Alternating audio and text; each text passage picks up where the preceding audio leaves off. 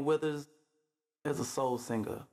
He's a lover of art, a lover of music. He thinks in terms of melody and lyrics and song.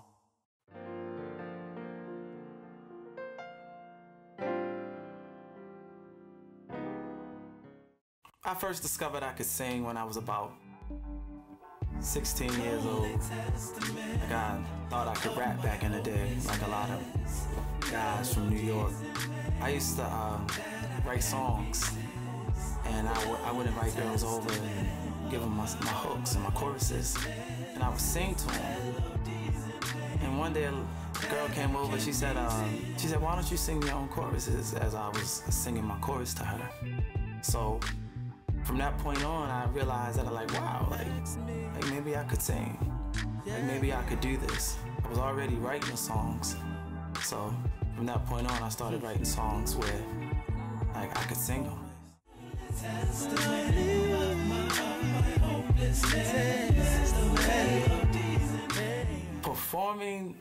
Performing is my joy. I absolutely love performing. I love creating, I love being in the studio.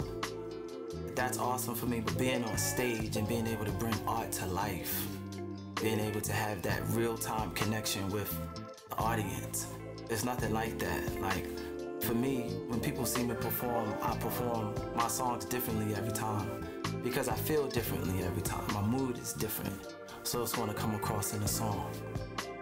And the audience feels that. They know what you're going through, and they can really get that feeling. To have a girl like her, you're only a dream come true. Out of all the fellas in the world, she belongs to you. Becoming a Temptation was a good surprise.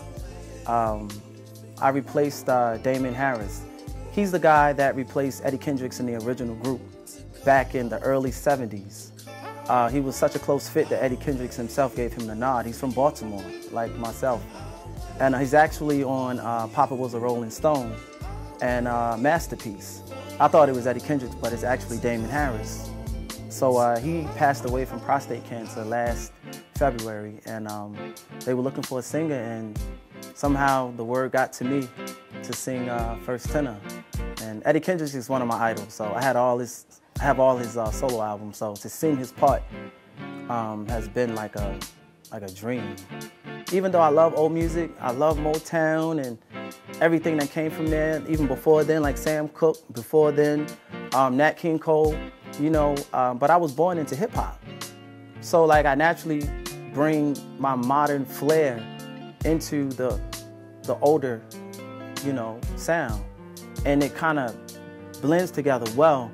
And that's been one of my things, is how to take my love of older music and to translate that to my generation. We can go to Jamaica and sleep until we wake up. I just want to make it the right time to action. I'm a writer, I'm a producer, I'm an arranger as well. I also like to be a part of the mixing process. Like, for me, being a part of each point of the creative process is important to me because it allows me to really get what I need, you know, from that, because I get the results that I want. I'm not the artist that if I just write something and I just, you know, record it, just leave it to the engineers and the producers.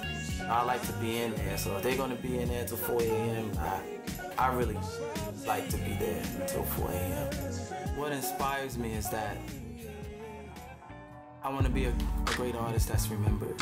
I don't want to be an artist that just came out for 2 months or for 6 months or for a year. I don't want to be that artist that say, hey, that's the guy that had that song last year. I have a lot of musical influences, and it's kind of hard to just put in one line, but I can try.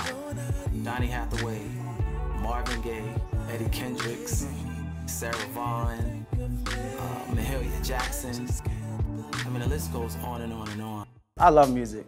If I'm #1 on the billboards, I'm just playing in clubs, local bars. Like it's one guy I met some years ago. He told me, he said, you know, he never met a musician that regretted it. You know, so that meant a lot to me. So no matter what happens, like I follow my dream. So that's what mattered most. I love you for sentimental reasons. I hope that you believe me. I've given you my